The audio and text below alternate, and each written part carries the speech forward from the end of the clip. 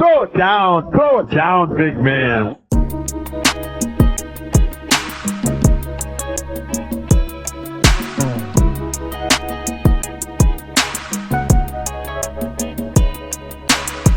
Welcome, everybody, back to the Throw It Down Big Fella podcast. I am your host, Greg Rufus. Thank you so much for joining me on another wonderful episode, you guys. The weather, you guys, outside, it is cold. The snow is coming. So you guys just be prepared. Stay relax. Well, not relax, but just stay comfortable. It is so cold you got outside, you guys, but stay safe. For those who have to be on the road, you have to do what you have to do. For those who really don't have to be on the road, I best advise you stay at home this weekend. It's going to be really, really crazy. So you got your snow. You're going to be snowed in. You got to find something to do. Why don't you just spend a couple of minutes here with your boy as I talk through these sports and talk through life, pop culture stuff. Just come back, sit back, relax with your boy. On this episode, you guys, I'm going to talk about the NFL playoffs. They're starting this weekend. Marquee games coming up. The semifinals of the college football playoffs, they start as well. And gotta get a little serious, you guys. There is a lawsuit going on. Former hairstylist for Fox Sports 1 is suing multiple people at Fox Sports 1. I'll get into that. And also, Monday Night Raw had their debut on Netflix last night. I'll give you my opinions on that. And did I like it? Did I not like it? We'll get into all that during the process of the show. But before we get started, you guys, I ask you, please subscribe to my wonderful podcast on YouTube at Throw It Down Big Fella. Also follow on Instagram at Throw It Down Big Fella Pod. You get the reels, you get what's going on the show. Just come support your boy in this wonderful podcast. I have great things coming up, you guys. I have a very, very good guest coming in between tomorrow and Thursday. One of those days. It's going to be a very, very good podcast. For those who have already listened to my previous episode, me and my wonderful sister, please check that out. We had a wonderful getting ready for 2025. Of course, it's here, and we broke down some motivation for you guys to get into, and just it's a wonderful episode. I suggest you listen to that episode, the episode prior to this episode. So shout out once again to my wonderful sister Cicely. She's just amazing, and I love her so very, very much. All right, let's get into the playoffs. Like I said, the playoffs start this Saturday. Everything has been secured. Everything has been set. So we start with the Saturday afternoon game. 3:30 our time, my time, probably 4:30 Eastern. I think 2:30 West Coast time. So let's start. It's the Houston Texans. They play the LA Chargers. The way that Houston has been playing, I find it like difficult for me to trust them and to think that they can actually pull it off. If they do pull it off, they pull it off. I mean, but they've had a really down year, pretty much the entire year. They've been hurt, of course, with Stephon Diggs being out for the year. Tank Dell, he's out for the year, broke his leg. God rest him, a speedy recovery. Nico Collins missed about 6 games. He's back now, but CJ Stroud he's not been the same. And you could clearly see his play has just not been consistently good.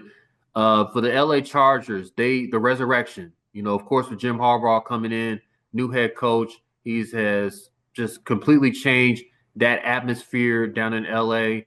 Of course, Justin Herbert's doing his thing. They just signed Zeke Elliott the other day. I'm sure, I don't know what the plan is for that. Maybe he'll get some carries in there, him and Gus Edwards and others. It could be interesting. I mean, I think the Chargers are favored in this game. I think they will probably win this game, bearing stupidity. I feel like. I mean, I just feel like I said, the Texans are they're not all the way there. And kudos to DeMeco Ryans. He's done the best he could, but I feel like they're overmatched, and I just feel like the Chargers are the better team, and they should win this game. Now, FYI, you guys, the last time the Chargers were in the playoffs, they actually blew one of the largest leads in playoff history to the Jacksonville Jaguars. A night that they will probably never, ever, ever forget. Some reputation. So I feel like they should take this serious. I think they should win this game, but I don't know. Charge away. I mean, if I go back to Martin Scheinheimer days when it was the San Diego Chargers to the LA Chargers, they blew leads. They blew a lot of leads. It's the playoffs. Anything wild can happen. This is the first game. People consider this the shaky game because it's like the first game. You just never know. And Houston has been in this the first game of the wild card like 8 years now. So I mean, anything can happen. I remember last year. I think Cleveland was actually favored against Houston last year, but they found a way to win that game impressively. So we'll definitely see how Houston how they rise to the challenge. They're at home. Let's just see how it is. Chargers defense is really good, but I expect the Chargers to win. And so let's just see what happens there Saturday afternoon. The Sunday night game is on Amazon, and it's one of the most beautifulest heat. I know it's not a word. One of the most beautiful rivalries in the NFL. The Baltimore Ravens and Pittsburgh Steelers. Baltimore is a 9.5, I think 9.5, maybe 10-point favorite now against the Pittsburgh Steelers. I understand that the Pittsburgh Steelers are just they don't look good right now. They don't look good. Offensively, they don't look good. Defensively, they're okay. They're doing what the best they can with T.J. Watt, Cam Hayward. They're trying. Fitzpatrick, they're trying. I can at least say that. Offensively, George Pickens just completely he couldn't catch a cold last week. He really couldn't. He just was just not there. Russell Wilson, what if your main guy's not getting it done and your running game is like semi okay, and Pratt Firemouth, don't disrespect the Pratt Firemouth, he's your best playmaker instead of George Pickens, your offense is in trouble. And so the Pittsburgh Steelers offense is in dire need of a playmaker, somebody that can just take them to the next level. And it's not happening right now. And you saw it against Cincinnati. They had their opportunities. They had enough opportunities to go and win that game. It did not. It didn't happen, and so therefore they've lost four in a row now. Going to Baltimore playing what everybody thinks is the MVP of the league, Lamar Jackson. I won't be surprised if he doesn't win it. I think Josh Allen. I think this is one of those MVP fatigue type of seasons where they're just tired of giving it to Lamar because they could clearly give it to Lamar Jackson. 40 touchdowns, 5 interceptions. Like he deserves to get MVP. But it's like MVP fatigue, like with LeBron James and what Michael Jordan back in the day. Kobe, well, not Kobe, well, Kobe on one, but they get fatigued about, okay, it's the same guy.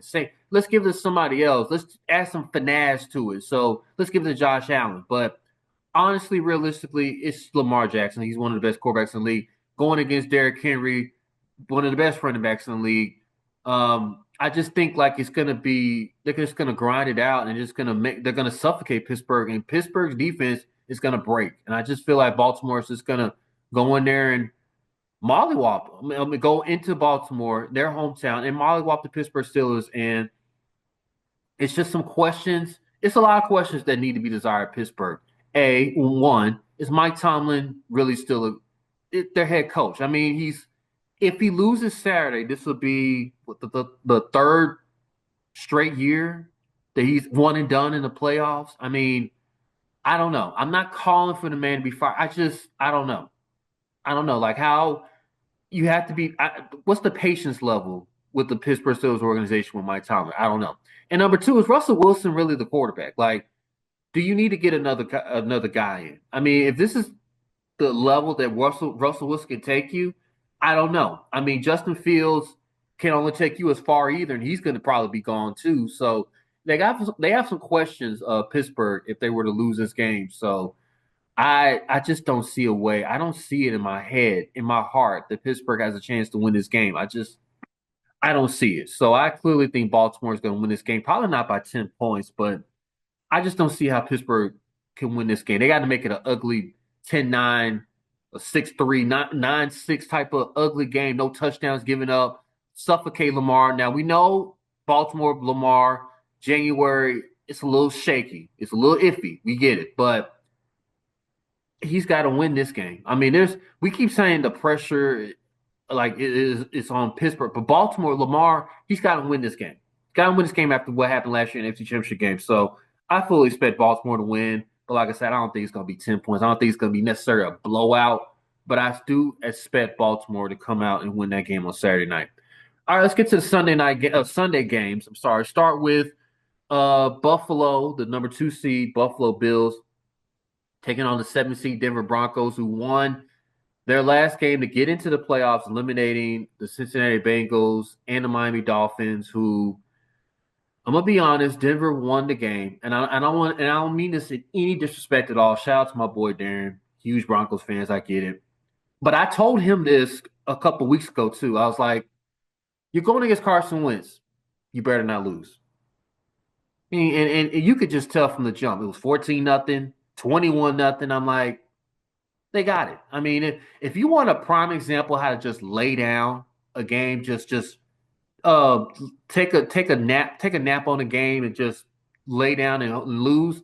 The New York Giants and the New England Patriots need to take notes of what the Kansas City Chiefs did. They can win, and they were winning like 15, 16 in a row, 15 in a row prior to that. You know, I, and they just lost. They just say, all right, we're just gonna lay down flat right here, and they did. They did. They found a way to do that, and they allowed the Denver Broncos in. I'm not gonna say allowed, but it was just not a lot of effort from the Chiefs, and they allowed Denver Broncos to get in. My thing about Cincinnati not getting in, like they got to start winning games September. You got to like these slow starts are becoming redundant for the Cincinnati Bengals. Like they have to get at least one. If they would have got one more win in that September/October, like maybe for the Philadelphia Eagles or one of those games that was in September, October, like September, October, they would be in the playoffs because they beat the Denver Broncos head to head. They just needed one of those games back in early month to go their way. It didn't happen. Shout out to them. They had a great year. Joe Burrow had an amazing year. Jamal Chase, Triple Crown winner. Trey Henderson led the league in sacks, but they got to come up with like the system. I don't Zach Taylor, like system wise, what do you do? Do you sign T. Higgins? Like they have questions in Cincinnati going on. So let's see how that plays out for them. But as for this game, Buffalo, Denver Broncos, thank you for coming. You've been really good all year, Bo Nix. Probably would have been rookie of the year if not for Jalen Daniels. And Sean Payton is cute, but you're dealing with a monster in Josh Allen and a monster in James Cook and a monster in Amari Cooper. I just don't see how um, they slow him down in Buffalo. I just don't see it be the biggest shock of all the games, these wild card matchups. That'll be the biggest shock. So I'm rolling with Buffalo Bills to win this game. I think this might be the one blowout of the entire wild card. I think this has the potential to be ugly. So again, no disrespect to Denver, great season. They have a bright future looking to in Bo Nix, but I think Buffalo will take care of business Sunday afternoon in Orchard Park, New York. I guess where they play it, but they'll get it done at Buffalo. All right, the next game, marquee game. I think this is probably the best game, the best and closest game probably of the weekend. It's the Green Bay Packers and the Philadelphia Eagles. My Philadelphia Eagles. It's at Philadelphia, Lincoln Financial Field. I'm gonna be completely honest. Out of all the teams that I would want to play, I didn't really necessarily want to play the Green Bay Packers. I think Jordan Love is a solid quarterback. I mean, he's good, and they have a good solid system. Josh Jacobs. I don't think Christian Watson is playing, but outside the other receivers, Dobbs and Jalen Reed, like they have and Kraft, I believe they're tight end, and they have a solid defense. So it's not going to be a cakewalk. It's not going to be a cakewalk. The question mark is, and we'll know more information tomorrow with Jalen Hurts. A, does he practice and is he okay? Um, I think that's the biggest question. Is he ready to go? I mean, it was a couple weeks ago the concussion that happened in Washington. Of course, Saquon Barkley did not run last week to try to break Eric Dickerson's all-time rushing record. That didn't happen. Um, he's well rested though, so I fully expect if Jalen is not ready to go, that Kenny Pickett will be ready to go. I have confidence in Kenny Pickett to not do too much. I mean, I think if Kenny Pickett is playing starting, Saquon's going to have to get at least 30, 35 carries and slow this game down even more. Um, but I expect this to be a very entertaining game. I got us winning by a field goal. But I think this is like the most watchable game of the entire wild card, and I'm excited about it. There's a couple Packer fans I know in my life. Shout out to Brandon. So it should be a good game. I'm excited to watch this. Remember, there's a rematch of the Brazil game week one. Was it week one? Yeah, week one game, Friday night game in Brazil. That ugly, sloppy field. Of course, Jordan Love got hurt on the second to last play, missed a couple weeks, came back. So hopefully, Lord willing, no injuries happen this game. But I fully expect this to be a very, very, very competitive game. And of course, I'm a homer. I'm going with the Eagles, but I would not be surprised if the Green Bay Packers win this game. Uh, I would not be surprised at all. All right, and then the final game of Sunday, the Washington Commanders played the Tampa Bay Buccaneers. This has this could be a good game as well. I think Jalen Daniels is the real deal. I think people are just now realizing just how good he has and the potential he has with that offense. And Cliff Kingsbury and Dan Quinn have what they got going on with them. Baker Mayfield, I don't know what was wrong with Tampa Bay last week. It's like they for 40 minutes of that game against the Saints, they just didn't. I don't know. They just didn't care. Like there was just no emphasis on nothing. Like they picked it up again. They picked it up with like 8 minutes left to go in the game. Of course, shout out to Mike Evans getting that last 8 yard reception to become to get his 1,000 yards receiving 11th year. He missed like 5 games. It was I didn't think it was going to happen, but he did. Shout out to Mike Evans. Mike Evans versus Marshawn Lattimore is must see TV. For those who don't know, Marshawn Lattimore was always with the Saints. Now he's with Washington. He got traded to Washington. Mike Evans, they've had their battles because they're in the same division. Remember Mike Evans pushed Marshawn Lattimore one time in the back. They're just highly heated rivalries. So they're two playing against each other. That should be marquee fun. As for the game, I do believe that Tampa Bay has a little bit more enough than Washington's, and it's at home. I'm gonna go with Tampa Bay. I think Baker Mayfield is just it's just good. He's just gonna continue to throw the ball. I just don't know what Jalen Daniels. This is his first. This is a big moment for the young man rookie. It might be a little bit too much for him. Tampa's defense is not that bad as well, so I expect Tampa Bay to win this game at home and a little bit of a closer nail biter, maybe 6 7 points touchdown. But I think it would be very watchable that game as well. And the Monday night game, the Minnesota Vikings go to the LA Rams. So the Vikings put up a valiant fight, go to the last game against Detroit, lost. Your reward slash punishment is you got to go to LA, play Matthew Stafford and Puka Nakua and Cooper Cup. Cooper Cup. That's your acknowledgement. That's your reward. It's bad. It's bad. This could be it's a bad matchup for Minnesota, but I think they squeak it out. I just think Minnesota Vikings defense is really good. I think it's in the season because they played the Rams Thursday night game, they lost. So I feel like in the back of their mind, it's like, okay, can't let this happen again. Let's find a way to slow them down.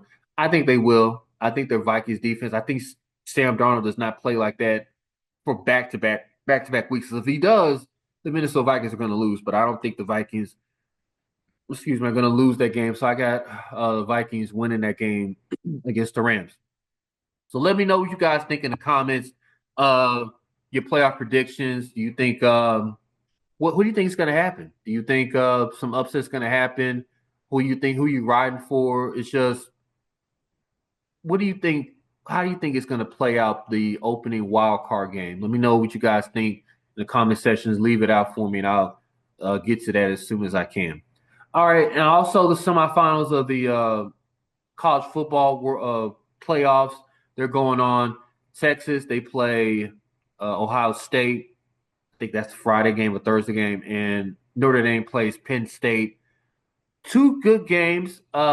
My prediction is I predict Penn State and Texas will win, and it will set up the Penn State Texas championship game. I think Texas are is champions. I just think it's Texas' year. I think it's lining up now, especially all the upsets that happened with Oregon and Georgia both losing last week, crazy fashion. But I think it's set up for Texas. I think Texas is the mentality about them. They're just a tough minded team. So betting wise, I would go with that, but I would not be surprised, if Ohio State were to beat them or Notre Dame were to beat Penn State. But I expect this. I expect either one of the games. I expect both games to be good, championship game to be really good. But I'm leaning toward Texas to win it all. What you guys think? You think it's Texas' year, first year in the SEC? What do you think is going to happen? You think Ohio State can pull off against Texas or Notre Dame? Can Notre Dame continue this amazing run? Can they go off and beat Penn State? Let me know what you guys think about the semifinals of the college football as well. All right, let me get into a little local before I get into a major sports headline that happened this couple days ago. The Memphis Grizzlies, they ended their road trip last week. They were 2-3. Uh, they played last night against the Dallas Mavericks. Not a lot of people were playing in the game for both sides. No Luka, no Kyrie, no Ja, no Dez. The Grizzlies did win that game. Very impressive what they were able to do. I They play Houston Thursday. I keep saying, NBA, you go through this like you got certain like levels to it. It's like, well, we're hurt. See what happens. Get everybody get healthy. I'm not thoroughly upset or disappointed about their road trip though. They're 2-3. I get it, but I just think they need to get healthy and at the right time they can actually click in there and it can actually click and they can find a way to get it done. So I mean, shout out to Grizzlies. That was an impressive comeback from behind win they had. But let's just see if they get healthy. Like I said, I'm excited about when they get healthy, what this team really, really, really looks like. So, but they're able to get it done with the limited people they have. It's a team effort. That's how the NBA is. The team effort wins. So, shout out to Memphis Grizzlies getting the job done.